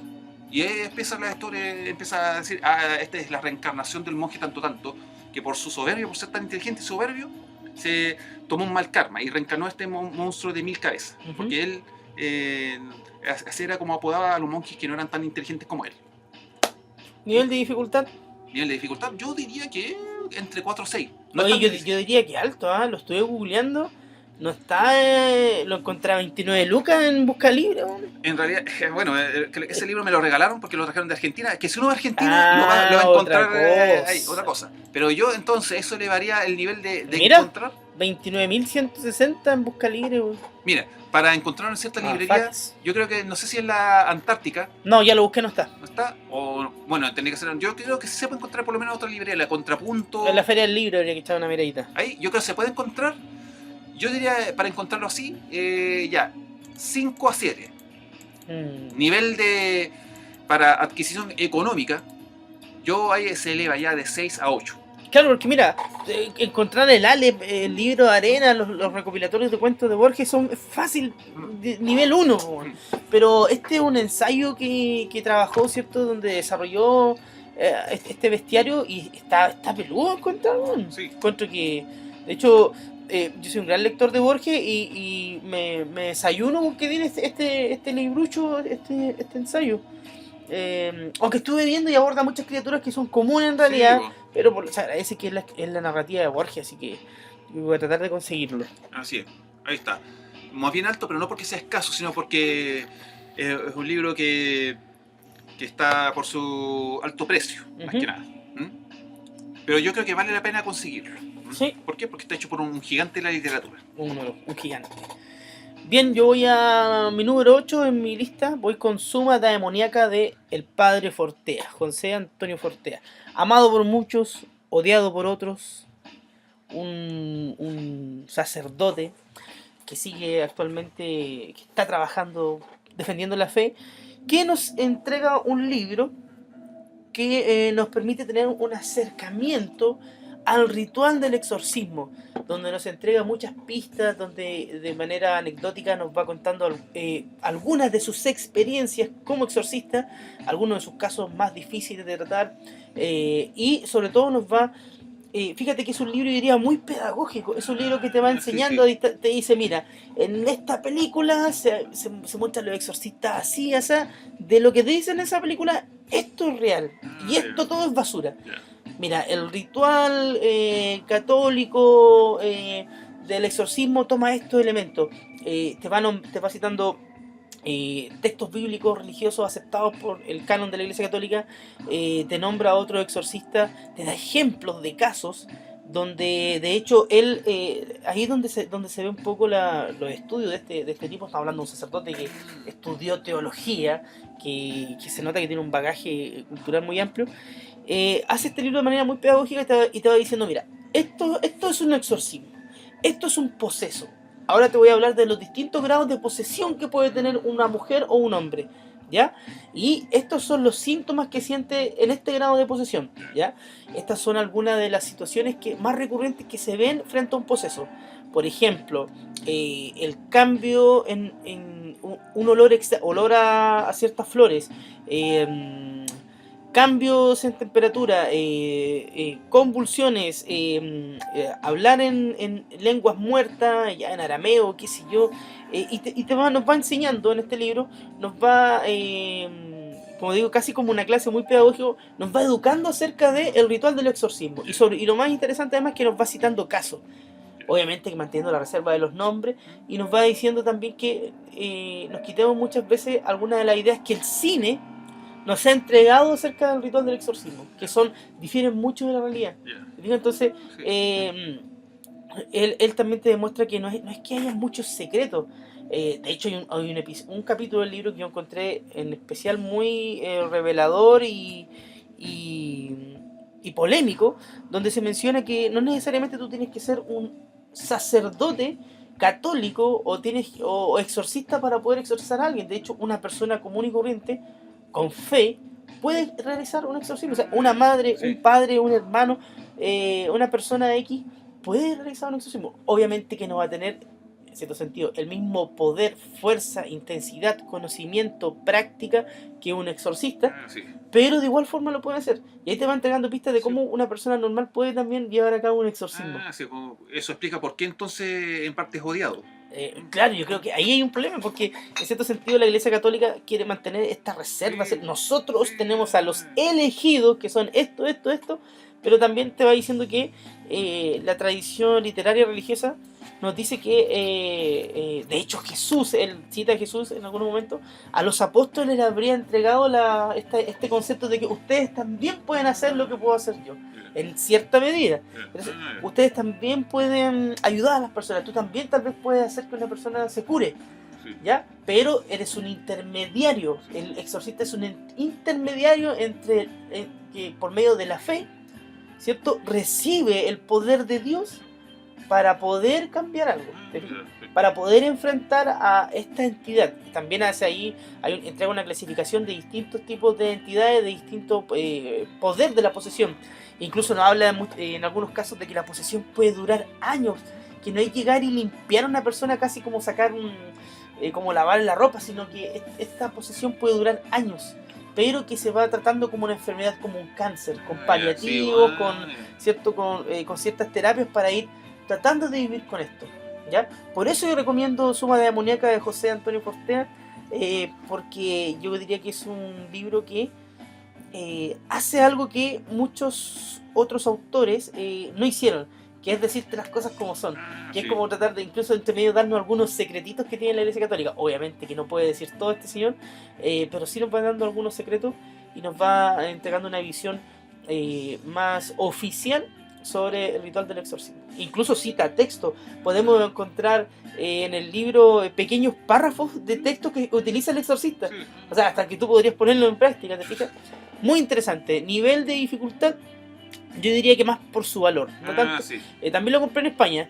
No sé si estará en Chile ahora, pero lo compré en España y el único pero sería el valor, que está un poco carito. Pero realmente recomendado, sobre todo a aquellas personas que quieren saber más sobre el exorcismo. Insisto, Fortea tiene detractores y tiene mucha gente que lo apoya, etcétera. Ahí también tienen que poner en esa balanza si quieren leer a este señor o no, ¿ya? Así que recomiendo Suma Demoníaca, que tiene una portada muy bonita también, ¿no? Eso, bueno, una cosa de perogrullo de menor, pero el libro está bien hecho físicamente. Vamos con ese Madrid. Bueno, vamos al número 9 de mi lista, que es Roswell, el informe final, de Stanton Friedman, en colaboración con otro amigo, un periodista, pero el autor... nos quedamos con el... Friedman. Sí. Mira, Friedman es un físico, incluso nuclear, estadounidense, que es famoso también porque él tiene un título, es un hombre con bastantes credenciales científicas, que ha abordado el tema OVNI de manera seria y que incluso hace muy poco se hizo conocido porque él afirmó que los extraterrestres, los alienígenas ya están aquí, ya están operando en la Tierra. Eso, brígido que te digan eso. Exacto, ¿no? Sí, yo le digo, ha trabajado para el gobierno también, es un físico. Sí, no estoy hablando de una persona, un ufólogo desconocido que haya de manera autodidacta, no. Stanton Friedman es un investigador que llega dando charlas del tema OVNI desde por lo menos la década del 70. Así que en el libro Roswell, el informe final, fue publicado por el año 92-93 y su publicación en español fue por ahí en el año 96-97. Y acá es uno también, puede sonar no de manera introductoria sobre el caso Roswell, pero es uno de los informes más completos que hay sobre este caso que marca principalmente el caso número 1, el principio de la ufología moderna. Porque él acá en ese libro aborda lo que son entrevistas a las personas, bueno, de las que se quedan vivas acerca de los protagonistas, que fueron testigos más que nada del hallazgo de los cuerpos, del platillo volador, también del dueño de la granja en donde se estrelló este platillo volador, y incluso habrían visto los cuerpos. Y el libro también incluso incluye una entrevista a Carl Sagan, el famoso astrónomo estadounidense, y también a otros físicos sobre sus opiniones de la posibilidad de que haya vida extraterrestre. Es bastante completo en ese aspecto el libro de Friedman. Acá también hay entrevistas y también es bastante metódico y circunspecto al momento de la investigación. Porque Friedman a cada momento de los párrafos va haciendo análisis de que, claro, empieza a narrar desde que le llegó el rumor de que, oye, en Roswell, ahí en el año 47, se estrelló un platillo volador y encontraron un cuerpo. Y Friedman, claro, de primera se mostró escéptico, pero a medida que él fue entrevistando a los pocos testigos que quedaban vivos todavía y que se atrevían a hablar, a él le empezó a interesar el tema y más que nada a darse cuenta del encubrimiento del gobierno de los Estados Unidos y de muchas otras entidades gubernamentales, ya como ya dice la CIA, la NSA, el FBI, Sí. Stanton Friedman, y como ya dije, y después esto lo encara con una entrevista a Carl Sagan y otro físico astrónomo estadounidense acerca de incluso los proyectos para encontrar vida alienígena. Ahora bien, se supone que esto también puede sonar como... no es un libro introductorio, pero aún así yo lo podría recomendar como libro porque es un estudio completo. Yo diría incluso el estudio más completo podría ser el del coronel Philip Corso, que se llama El día después de Roswell. Pero ¿por qué no está en la lista? ¿Por qué? Porque ese libro no ha sido traducido al español. De hecho, con Curonox lo buscamos por internet y no Sí, está. sí, no está en inglés. De hecho, un bunkeriano lo envió. Mira, se olvidó compartir el link. Lo envió al mail del programa y él encontró el PDF en inglés. Ah, sí. Pero conversamos con Maverick antes de grabar que, si bien uno tiene cierto conocimiento para poder leer inglés, Sí. otra cosa es leer ya fluidamente, ¿cierto? Va a tener que estar con ciertas trabas al momento, si es que no se tiene un nivel de comprensión alto del inglés. Ahí hay un inconveniente. Exacto, ya. El de Philip Corso, ese libro, yo he visto referencias y sería mejor. Pero lamentablemente, como ya dije, no está traducido al español. Por lo tanto, pero yo creo que después de ese, el estudio más completo, el que más abarca sobre el caso Roswell, bueno, otros libros que incluso pueden ser mejores, pero yo digo a manera de introducción, incluso para tener una mirada bastante holística del caso Roswell, de Stanton Friedman. Omnis, el informe final de Stanton Friedman. Nivel de dificultad. Y dificultad, mira, para encontrarlo yo diría que está, ya no se edita. Yo lo he visto 2 veces, la primera vez que lo vi, lo compré y después lo volví a ver en libros, no usados, pero yo sé que está usado, pero estaba caro. Caro, bueno, para mí porque estaba como a 10.000 pesos. ¿Ya? Así que yo le diría para encontrarlo un nivel de entre 7 a 6 a 8. Porque se puede encontrar el libro usado, habría que buscar mucho. Y a un precio asequible, sí. Y ahí yo le daría así 5 o 6. ¿Sí? Puede costar como entre 3.000 a 6.000 pesos. Igual un precio también. Yo diría que está en medio entre 5 a 7 de dificultad. Ya. Ahora, no es imposible de encontrar como por ejemplo otros libros ya más específicos. Pero aún así yo lo recomiendo. Ya Maverick, me toca a mí. Voy Exacto. con mi libro número 9. Fíjate que este libro que voy a recomendar ahora yo, mi recomendación va pensando en las personas que nos escuchan. Sé que hay muchos bunkerianos y bunkerianas que de pronto son fanáticos de la animación japonesa, les gusta el anime, ya el cine oriental y la cultura oriental en general.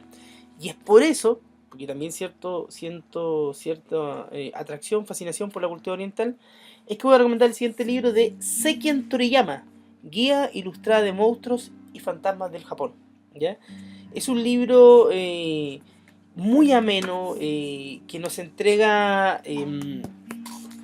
va haciendo un recorrido por el Japón medieval, por distintas épocas, y nos va dando, nos entrega una ilustración antigua, generalmente el tipo de arte ukiyo-e u otra forma, con el nombre en japonés, ¿cierto? La occidentalización del nombre para que nosotros lo podamos leer, y las características de estas criaturas, de estos seres. Muchas veces va con algún tipo de texto poético, alguna cita. Realmente es un libro muy interesante. Y uno se da cuenta de que hay muchas criaturas que ha visto en el anime, en las películas, y otras que son muy extrañas. A ver, yo voy a leer una al azar. A ver que no sea muy larga. Ningyo. Literalmente significa pez humano. Otra forma de traducirlo es sirena. En Japón existe la creencia de que si uno come carne de sirena se puede vivir para siempre. Esta temática ha sido llevada al mundo del manga por Rumiko Takahashi en su serie sobre las sirenas. Y aquí aparece, ¿cierto? Mira, bueno, tú la estás viendo, Maverick. Una ilustración, ¿cierto? Antigua. Gangi Gozo. El Gangi Gozo vive en las orillas de los ríos, agarra a los peces y se los come. Sus dientes son como unas lijas que pueden triturarlo. Literalmente significa niño lija trituradora. No existen fuentes que demuestren su existencia. Ahí aparece otra ilustración. Hay algunas con un desarrollo más extenso, otros no. A ver, el Gagose. No existe una información detallada de este monstruo. Tampoco se sabe si es su nombre real. Sin embargo, Kenji Murakami constata que lo único que se sabe con certeza es que el dibujo del demonio apareció en el templo Gagose, en la prefectura de Nara, uno de los santuarios budistas más antiguos del Japón. Se dice que en el siglo VI el hijo del demonio del rayo venció a este diablo que se comía a las personas. Así que recomendado, de Seki Toriyama, guía ilustrada de monstruos y fantasmas de Japón. Interesante, divertido, ameno. Viene con ilustraciones muy bonitas, antiguas, clásicas. Tiene casi 450 páginas. Nivel de dificultad, la cara más tiene una cara así como de preocupado, me estaba asustando. No, sí, no es relacionado con lo que es interesante, pero ahora se me ocurrió algo, pero al final, cuando me toque al final el libro va a ser una pequeño cambio, pero a ti te va a gustar. Pero sí, termina. Ya. Es que me estaban mirando con una cara muy como rara. Bueno, este libro, nivel de dificultad, es fácil, yo diría que es un 4. Está en la librería Antártica y su valor tampoco es tan caro. Y es muy bonito, y yo creo que a la gente que le gusta, le llama la atención la cultura japonesa, la cultura oriental, le va a venir como anillo al dedo. Maverick, te dejo a ti. Ya, y en el último, aquí voy a hacer un pequeño cambio. ¿Por qué? Porque yo había dicho que en el último libro iba a hacer una referencia general a Lovecraft, pero también sería muy injusto, y no lo voy a hacer, y voy a hacerlo de manera breve en los dos. También voy a escribir a otro autor, Daniel Stulin, y acá me voy a referir brevemente. Primero Lovecraft, ¿por qué? Porque gran parte de su obra puede servir como literatura de horror, pero también si ustedes se fijan en lo que es los cuentos del mito de Tulu, ¿sí? Él deja bastante marcando ocupado, porque él hace una referencia. Yo creo que Lovecraft hizo una referencia bastante sutil y, como digamos, tras bambalinas, acerca de lo que es la mitología y la leyenda perdida de la humanidad. Y más que nada sobre lo que son los cuentos de que en el pasado hubo civilizaciones tanto más avanzadas que la actual, que por a veces motivos, incluso por corrupción, terminaron desapareciendo. Quizás incluso por interferencias de inteligencias inteligentes externas a la Tierra, extraterrestres. Y él, Lovecraft, eso lo insinúa bastante en su obra. Sobre todo en los cuentos del mito de Tulu, y sobre todo en lo que es toda su mitología, todo el universo que crea Lovecraft. ¿Por qué? Porque él en varios de sus cuentos da un sitio geográfico en específico del planeta Tierra. Él no está hablando de un universo paralelo, está hablando del planeta Tierra, acá, de nuestro mundo. Incluso él dice que el punto donde estaría este monstruo Tulu estaría cerca de las costas chilenas, pero más allá, al medio del Océano Pacífico. Sí, qué brígido. Por eso yo aquí cito a Lovecraft. ¿Por qué? Porque incluso hace, por ejemplo, el famoso experimento del reanimador Herbert Less. Que inspiró películas también en el cine. Yo creo que eso Lovecraft no lo inventó. Yo creo, o sea, sí lo inventó, pero yo creo que la realidad ocurrió. Los gobiernos estadounidenses de los países desarrollados tienen que haber hecho ese tipo de experimentos. Por eso yo recomiendo Lovecraft en sus cuentos, no tanto los de terror psicológico por el placer del terror, sino estos cuentos que sugieren tecnología alternativa o que existió en alguna parte. Y en segundo lugar, yo también quiero en extra bonus a Daniel Stulin. ¿Y por qué? Su libro El Club Bilderberg, publicado en el año 2005. Porque aquí él es el primer autor, quizás no sé si el primero, pero de los más masivos, hasta donde se puede saber, de que él dice que en el mundo hay poderes fácticos que lo gobiernan y que solamente trabajan bajo sus intereses y no los del resto de la humanidad. ¿Y cuál es esa entidad que trabaja y que es peligrosa? El Club Bilderberg. Y hace un análisis, pero bastante, o sea, más brígido, o sea, da más que nada un panorama de que nosotros nos están manipulando y que este Club Bilderberg toma decisiones que prácticamente marcan el mapa que debe seguir el resto de la humanidad, sin consultarle a nadie excepto a sí mismos. Y este Club Bilderberg, lo que él dice, hace un análisis, son un grupo bastante perverso de banqueros, políticos y líderes internacionales que incluso no trepidan en derribar gobiernos del tercer mundo o de otros países, provocar guerras, decidir la economía mundial e incluso sintéticamente decidir el curso de la historia de la humanidad, y no para el bien de ella, sino para el bien de sí mismos. Y por eso yo recomiendo ese libro de Daniel Stulin, de El Club Bilderberg. Tiene varios. Tiene la historia del Club Bilderberg, tiene la historia definitiva del Club Bilderberg, también tiene otro, es el Instituto Tavistock, tiene también el libro sobre el Club de los Inmortales, también tiene Fuera de Control, que lo publicó recientemente, pero para empezar con Daniel Stulin yo recomiendo ese, el Club Bilderberg del año 2005. Nivel de dificultad. Sí. El de Lovecraft, bueno, no es tanto que... No, porque Lovecraft es fácil de encontrar. Incluso hay una gran variedad. Yo diría dificultad entre 1 y 3. Se puede encontrar en cualquier... Hay una amplia variedad de edición en tapa dura y edición en tapa blanda, que van desde los 2, 3 mil pesos, 5 mil, 6 mil, si uno ahí se puede regodear. Ya. Así que, pero Daniel Sturing yo diría que ahí sube un poco. Va entre 5 a 8, porque no es un autor tan masivo, es más bien de conspiranoico, pero si uno se puede rebuscar en la librería antártica o contrapunto a la librería establecida, es posible mandarlo a pedir. Y el precio también puede ser de entre 12, 10 mil pesos hasta 15 mil pesos. Pero Ya. si uno se aprieta, lo hace. Recomendable. Bien, vamos para ir cerrando porque llevamos 1 hora 34 minutos. Voy con mi último. Mira, como tú nombraste a Lovecraft, yo podría nombrar a Stephen King, Sí. ¿ya? Y recomendaría, bueno, aquí ya lo hemos hecho, como que no forma parte de la lista. Sí. Pero en literatura recomendaría cualquier libro de Stephen King. Yo ahora estoy leyendo El Bazar de los Sueños. Ya me queda poquito para terminarlo, pero tengo muchos libros de King, recopilaciones de cuentos que son todos buenos. Y El Bazar de los Sueños también tiene cuentos muy buenos. Tiene algunas reediciones de cuentos que ya había publicado, pero recomendado. Pero el libro que yo tenía en el puesto número 10 es El Retorno de los Brujos de Louise Powells con colaboración de Jacques Verrier. Ya, este es un libro que dentro del mundo de lo paranormal, del mundo esotérico, del mundo de la parapsicología, es un libro que muchos dirían que debería estar dentro de las listas de los que una persona que se dedica a esto debería leer. No sé si estás de acuerdo conmigo, Sí, Maverick. estoy totalmente de acuerdo. ¿Sí? Este libro, como tú dices, va al callo. ¿Sí? Hace un paseo, ¿cierto? Se pasea desde analizando temas relacionados con alquimia, antiguas civilizaciones, el nazismo y el esoterismo. Es como un compendium que va dedicando por capítulo, ¿cierto?, a analizar algunos de estos grandes temas que nos han llamado la atención en nuestra historia en la historia de la humanidad. Es un libro que cuando fue publicado también causó polémica, le fue muy bien en la edición, en ventas. Sin embargo, estamos hablando de un libro que tiene sus años, Sí. que ha sabido envejecer, ¿ya? Y aquí está como, yo creo que hay un tema de fondo que me lleva a la idea del nivel de dificultad. Porque El Retorno de los Brujos es un libro que ¿tú has visto ediciones nuevas del Retorno de los Brujos? No. ¿Ediciones de 2016, 2015, 2017? No, solamente he visto de algunas editoriales medias chantitas. Ya, editoriales chantas, pero de editoriales buenas. Buenas no, realmente. Realmente no. Estamos hablando de lo que Maverick y Kurono hemos visto, porque no sé, puede que en España sí, qué sé yo, pero de lo que se ve, no. Y yo también visito vía internet otras librerías de otros países, bueno, de España, Argentina, y no.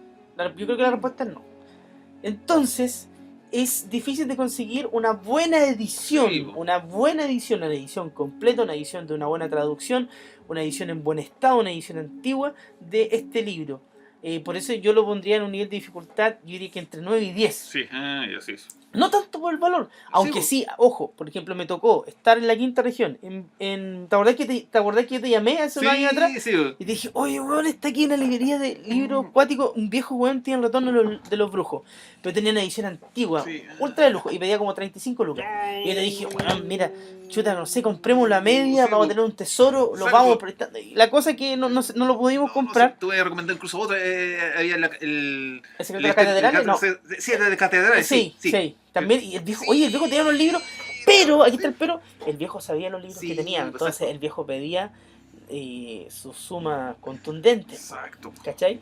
Diferente es lo que me pasó a mí cuando me encontré El Retorno de los Brujos de una feria de las pulgas y lo compré por 1.500 pesos.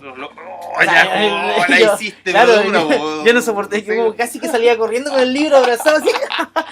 Porque, no sé, porque la persona tenía puta idea de lo que estaba vendiendo, weón. Entonces yo controlé todas mis emociones para seguir la actuación. Sí, creo que hasta regateé. Para seguirla, creo que me había pedido como 2 lucas y yo lo regateé más encima y le pagué 1.500. Mira. La edición buena, po. Claro, pues, una edición antigua, muy bonita. Mira, yo tengo una parecida esta de color azul, pero está un poquito más mal parada que esta. Porque es que ese es el problema, como son ediciones antiguas, vamos a encontrarnos siempre con el tema de que... Exacto, depende del estado de conservación del libro. ¡Claro! Sí. Pero yo compré esto en 1.500 pesos, que es un precio ridículo, ridículo. Y es un libro que es realmente interesante y también es como dentro de la gente que le gusta estos temas debería estar en su biblioteca. Y eso, pues, Maverick. para no seguirnos alargando con esta lista, hicimos una lista de 10, podría haber sido tal vez una lista más larga, pero por algo hay que empezar. Les recomendamos entonces que en la medida que puedan, traten de conseguir, de comprar, los que se pueden descargar de internet, los otros no, ¿cierto? Algunos de estos libros y que elijan más o menos cuál les llamó la atención, etcétera. Exacto. Cosa clave para poder encontrar, bueno, los libros, en el fondo, un buscador de libros es la paciencia. Sí. Saber esperar la oportunidad. Sí, eso es importante. Incluso el límite, saber cuándo esperar la oportunidad y también cuándo salir a ir a buscarla. Claro, porque requiere cierto nivel de esfuerzo también. Exacto. Sí, también igual incluso tienen cosas clave la astucia y también como saber, o sea, encontrar el libro pero no tener el dinero para comprarlo. Sí, son varios los factores. Pero por eso siempre le dejamos la invitación de que realicen sus propias búsquedas. Yo recomiendo mucho las ferias libres, las ferias de las pulgas, que de repente se pueden encontrar tesoros. Y los otros libros usados también en su ciudad. Y ya por último, si quieren una edición bonita, nueva, que también tiene su gustito, ¿cierto? Sí, Tener tu libro ahí nuevo, ahí inversión, ¿no? Si finalmente los libros son una inversión. Y por nada del mundo prestarlo, salvo que sea alguien de mucha confianza. Sí. Mira, para cerrar, Sí. demos salud, pero mira, no leamos todos los vamos a leer los comentarios que sean más significativos. Sí. O los leemos todos, pero súper rápido. Algo más significativo, mejor, porque ya, como digo, llevamos 1 hora y media. 1 hora 40. Sí, pues igual, si los leemos todos, los vamos a alargar igual. Sí. Bueno, por esta vez vamos a hacer una pequeña sección. Pero los leemos todos, ¿no? Igual no son tantos, leámoslos todos, no son Ya, tantos. bueno, ya démosle ya. Ya, Démosle dale ya, libro. Ángelo Araya Bolsón, buenas, saludos y que les salga bonito. Ricardo Alex dice: qué bueno que grabarán. Muchos saludos desde la lluviosa Valdivia. Fran Moreno, qué bueno, éxito en el programa, saludos. Claudia Castro, buen domingo, saludos. Sebastián Rodríguez, buenísima, un programa justo para mi cumpleaños, jajaja, saludos al búnker cabros, disfruten del buen combustible. Feliz cumpleaños, Sebastián. Feliz cumpleaños, Sebastián, igual. Nicolás Rueda, buena, saludos, un fiel seguidor de las sombras. Jorge Ignacio Muñoz Groll, saludos, ojalá salga algo, un abrazo para el búnker. Saludos. Federico Medina, un saludo, saludos. Juan José Avendaño Coloma, buenísima. Seba Campos, un saludito, los veré después de que llegue de la pega. Se agradece siempre que hacen un video, es como estar conversando con ustedes. Ja, ja, ja, ja, que les salga todo bien. Gracias ahí, Seba Campos. Sí. Sebastián Moreno, saludos. ¿Podrían hablar del supuesto fin del mundo este 23 de septiembre? No. Sí. Más adelante lo vamos a tomar en consideración. Bastián Rodríguez Cruces, saludos, gracias por amenizar el domingo. Erwin Mauricio Marín, un saludito po cabros. Saludos para ti, Erwin. Diego Reyes Aguayo, manden saludos, corazón. Saludos, Diego. Diego, saludos, Diego. Matías Espinosa, buena cabros, mande un saludo. Saludos, Matías. Buena, Matías, saludos. Valentín Ibarra González, manden, bueno, saludos. Porque para Saludos, leerla, sí, manden sí, saludos. sí, Saludos, sí, ¿no? sí. Ahora, Nel John Marcelo Ramírez Pulgar, saludos. Eso, me das cuenta, igual es súper estúpida la vuelta. Como saludo ahí nomás. Ya. Gengar ex el Pokémon dice: manden saludos y que salga bien la grabación. Saludos. Tamara Cid Isla, genial, esperaré con ansia el programa. Saludos, bunkerianos. Saludos, Tamara. Andrés L. Cartes, de lujo, otro programa más de colección, manito para arriba. Saludos al búnker y a los niños marrón, a los niños arcoíris y a los niños violeta y a los niños vainilla. Oh, mira, te bailó sabroso. Ya. Madrid te va a matar. Dale. Yes. Michelle Luna, el otro vi esto en la tele, no sé si les interesa, se supone que uno se acostaba en sábanas blancas y ellas te operaban en la distancia. A ver, abrimos la imagen, dice: curarían desde fracturas hasta el cáncer. Hermana sanadora a distancia en Valparaíso. Pero esto como de los tipos, los de Brasil también, sí, los monjes sí, que curan a distancia, sí. Bueno, hay gente que cree en esto y hay historias de personas que supuestamente han sido curadas, sanadas, tratadas. Sí. Y yo creo que en la medida de que esto no le haga daño a nadie, por ejemplo, mucha de esta gente que sana no cobra nada, yo encuentro que ahí no hay nada malo. Sí. Porque por último le están dando una esperanza a las personas que tal vez ya agotaron todos los medios. Sí, ahora, mal cuando se juega mucho con la fe y que les digan: mira, yo te voy a curar el cáncer. Sí. Sino que sea así como: mira, esto es una terapia alternativa, vamos a ver si resulta, qué sé yo. Por ahí bien. Sí, pero mira, todo lo que sea se incline al bien, bienvenido sea. Sí. Que no sabes, esos chantas así como: mira, págame 10 millones y te curo el cáncer. Y como que... y otros 20 millones para hacer el tratamiento y asegurarte de que claro. no te vuelvas a enfermar. Dice aquí, Víctor Grunwald, sanador cuántico, presidente de la Fundación Haldane de Chile.